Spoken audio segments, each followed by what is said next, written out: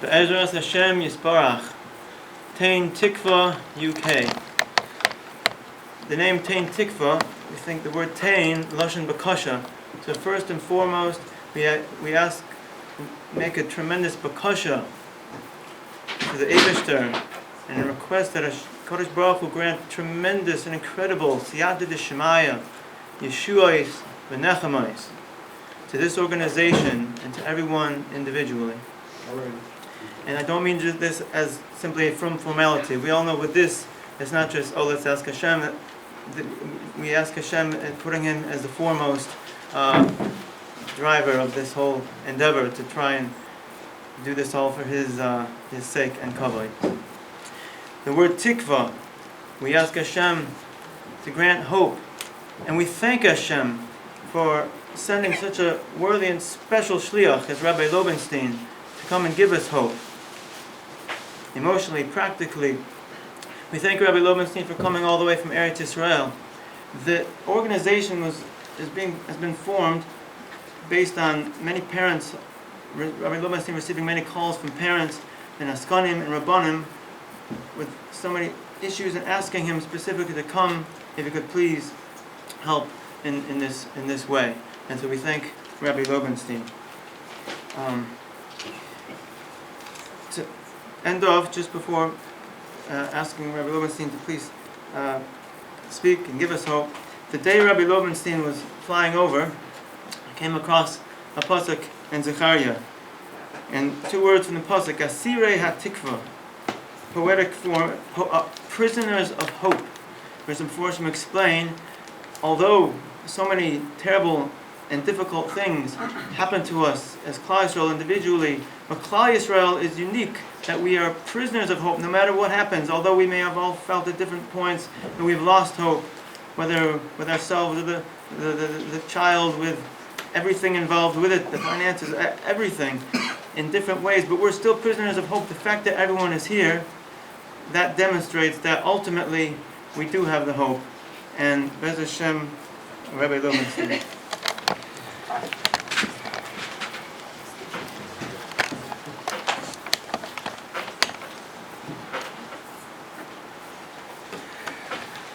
Siyata Shmaya. Shkayach to the organizers and Rosenberg. Shem Shivavtik behind the scenes. Many of you know he's doing tremendous work here. I can see that the Ezras Noshim is bigger than the Ezras Anoshim. And it seems the Makir, the Jewish Tribune, whenever they put something in on Chinuch, it's always in the women's section. So it seems to be that in England, the job of educating the children has gone to the Noshim. It's not so accurate. The Ma'aseh V'Katchila, they told me I have 45 minutes. I don't know if that was a threat or a punishment, but it's definitely impossible. Don't worry, I won't keep you for longer. But this was advertised as parents are trying to help their teenagers, so I'm taking it for granted that everybody sitting here is dealing with some form of challenge in the house. I think it's very courageous for all of you that have come. I don't know any of you, but you all know each other. And here in England, exposing oneself, one's vulnerability is definitely not taken for granted. And I think you'll get tremendous chizuk, more from each other than you'll get from me. I'm here today, gone tomorrow, and the phone lines are open. We can give each other chizuk. But at the end of the day, what's going to keep you all strong, the oxygen that's going to keep you going, is going to be each other. Mitzvah Hashem, this is just the launch. We hope to have follow-ups and weekly or two, whatever times a month of groups, support groups. So Isha Re'eu Amer Chazak, and none of you are in this on your own, and however many people are here, many more not here and should be here. Halavai, nobody should need to be here.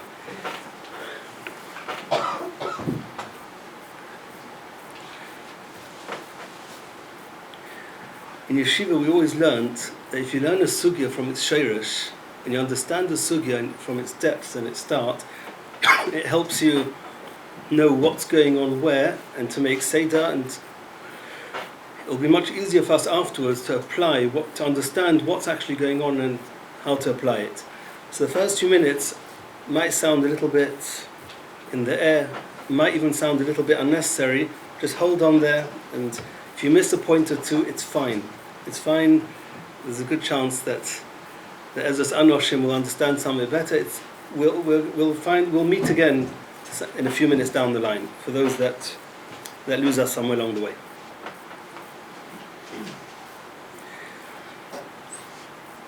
The one thing that each and every one of our teenagers, our kids, have in common is that they're all human beings.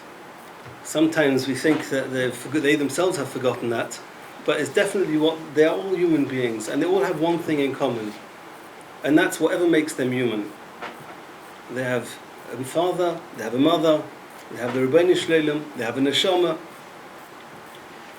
We have to understand a little bit how the human being, and that actually includes all of us, because even though we sometimes forget, but we're also human beings, and we also have parents, and we also need to understand ourselves. We are an extremely important part of this picture. As you know, there's parents sitting here. This was not an evening made for struggling teenagers, it was for the parents. There's something that us parents can do, or should do, or will try and do that will influence the teenagers. It's about us. That's why we're sitting here.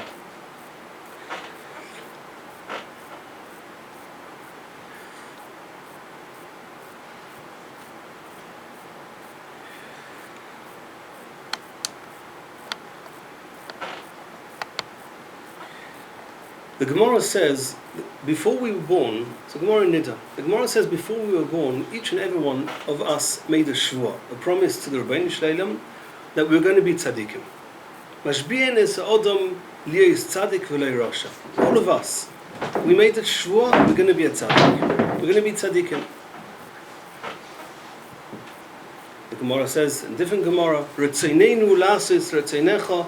We all have an innate rotzen, a desire, a quest, a need, which is the deepest of all our needs. It's called a rotzen. When we speak about the Rebbeinu Shleilim, we always say Yehi rotzen. There's nothing beyond that. We all have a rotzen to be tzaddikim, to be good. It doesn't matter where we are. It doesn't matter how far we've fallen. That rotzen exists. That's the sheirish. And that's the beginning of our success and the beginning of our problem. It means when we're not congruent with our rotzen, then we go a bit meshuggah. But we all have this rotzen. That's step number one.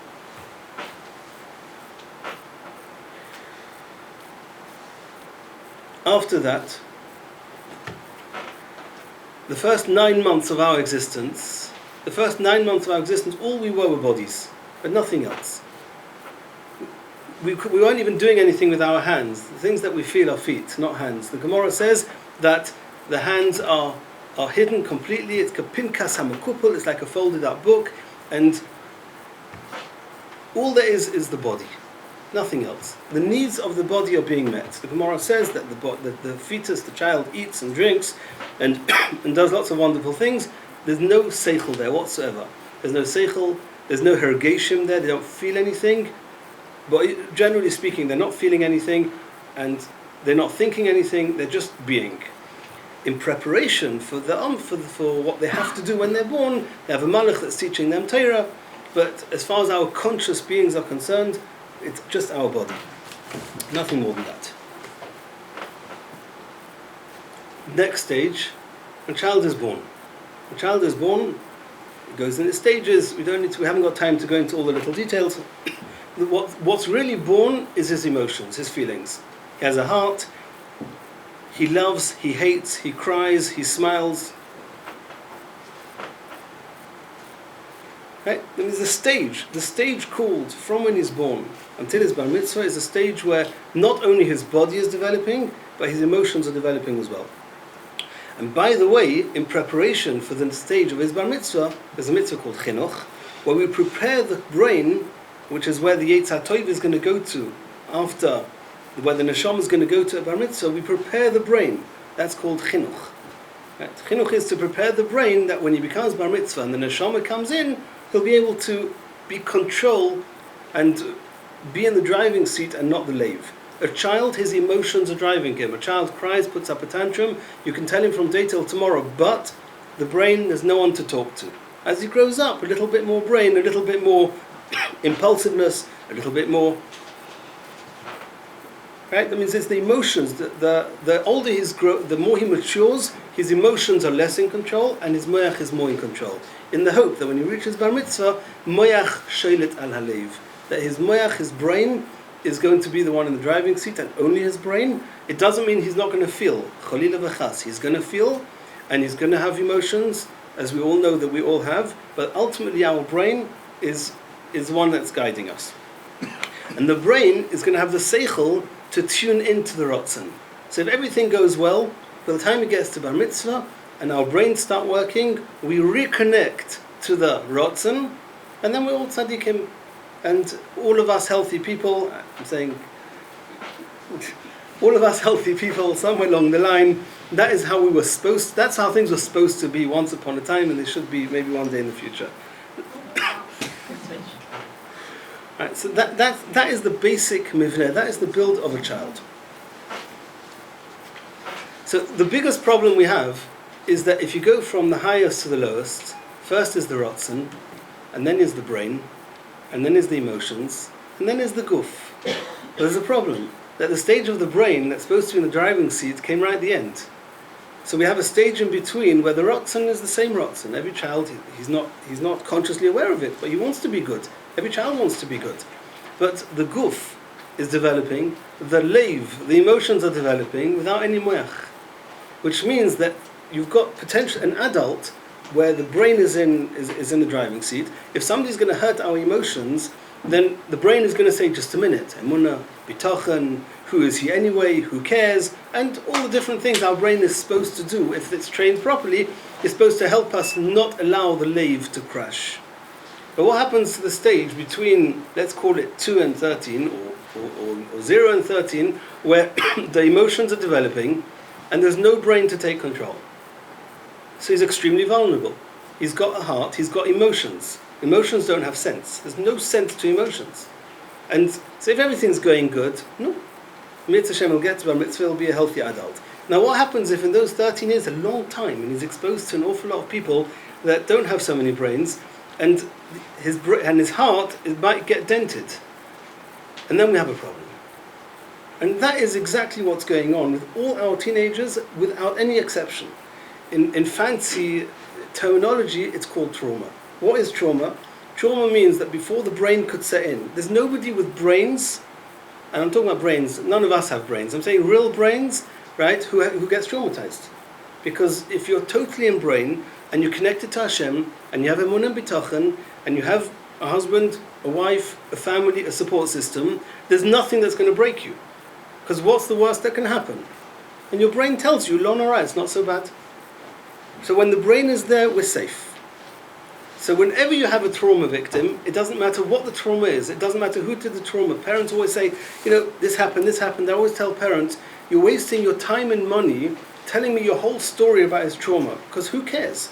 I don't know, it doesn't make a difference, in this room at least. It does make a difference, but not to anyone in this room, whether it was the teacher, whether it was the neighbor, whether it was a family member. It can make a difference, but principally, we don't care what happened, and we don't care who did it.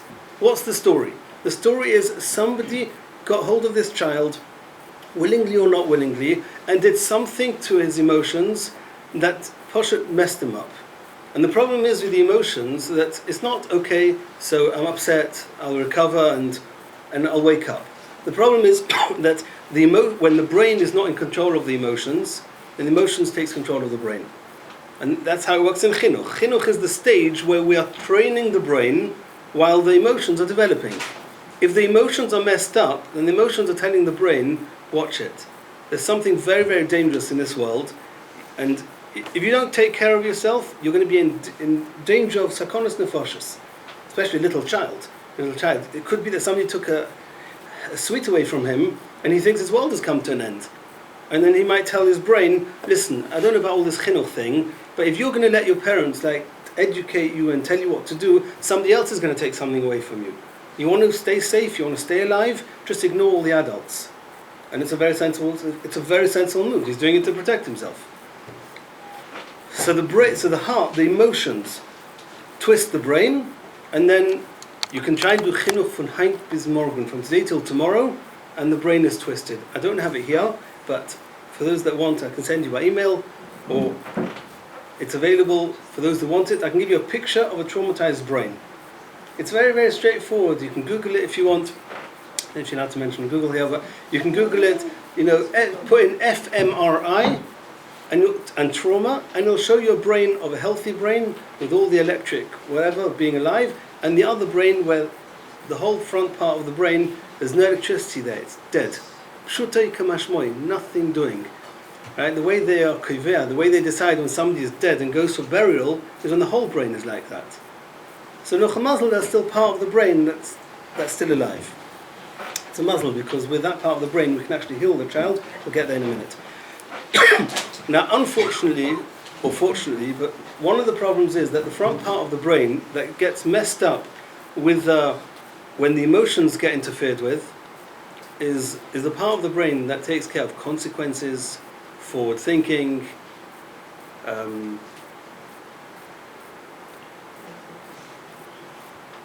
discipline. Everything that all of us sitting here are like having trouble with, the part of the brain that's responsible for it's a long list. Just my head's not working. Everything that we have trouble with is the part of the brain which is out. You can say and talk from today till tomorrow, and there's nobody listening to it.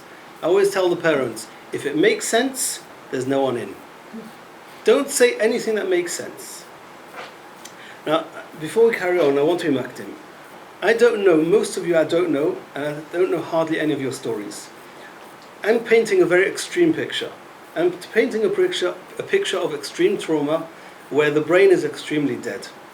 And for those who are unfortunate enough to know that in the home, it's an extreme situation where I don't want to shock those who are not in that situation, but those who are know exactly what I'm talking about, and I'm talking about the extreme situation. Obviously, if the trauma is less, and the environment was a little bit easier, as we're going to discuss soon, then the brain damage is less, and then the rules are going to be the same, but it's not going to be as extreme. In the short minutes that we have, we're going to discuss the rules. We're going to understand what happened and how to heal it, which is why we're here. But the practical application, how far you go with this, is not something you can do in a public forum. It would be wrong to do that here, and you have to speak to somebody who knows the case, who knows the family, and we're going to see later that the child is only part of the story. By the time parents come here, we normally have 3 family members who are traumatized. We normally have traumatized parents at the same time, even though they had brains. But what they've gone through with their teenagers managed sometimes to mess up their brains as well. And we have to take the whole picture and work, and we cannot do that there's no one answer for everybody.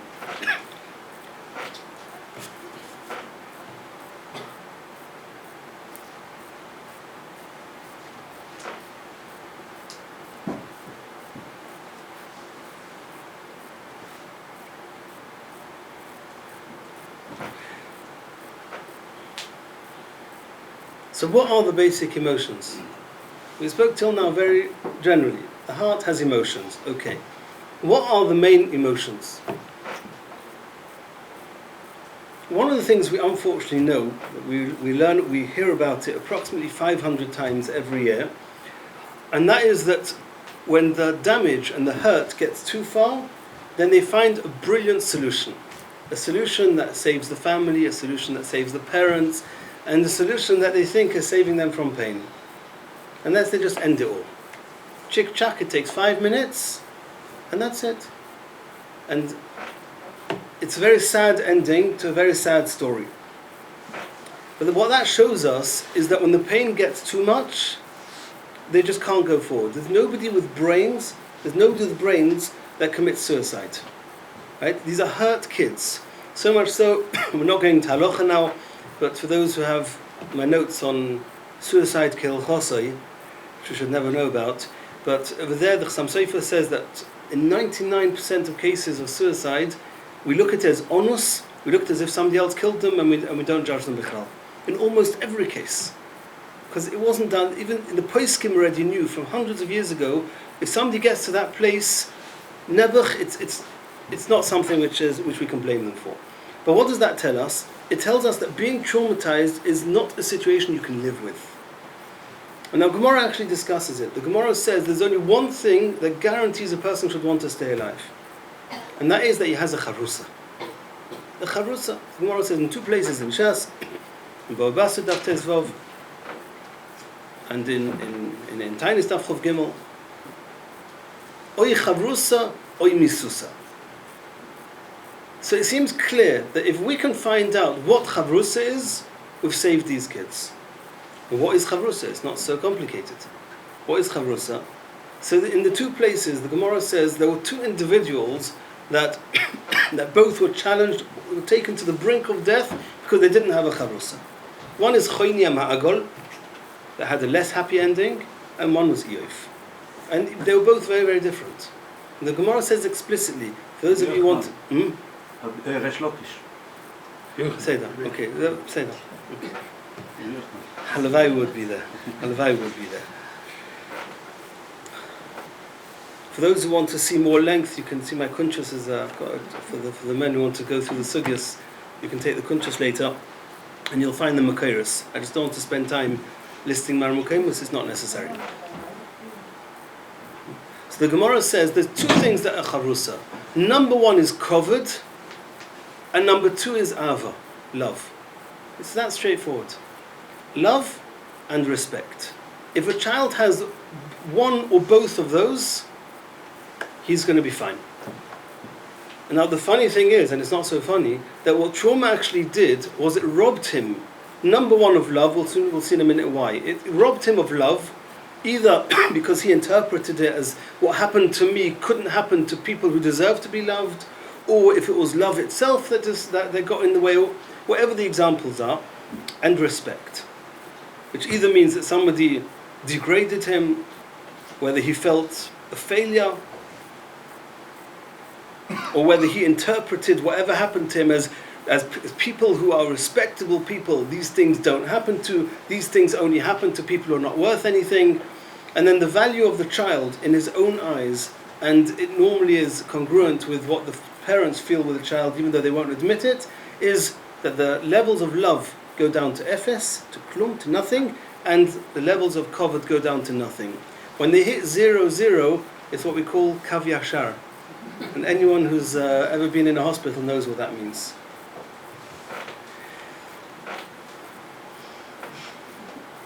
And the truth is that when these kids go off the derech, the truth is they're saving their lives.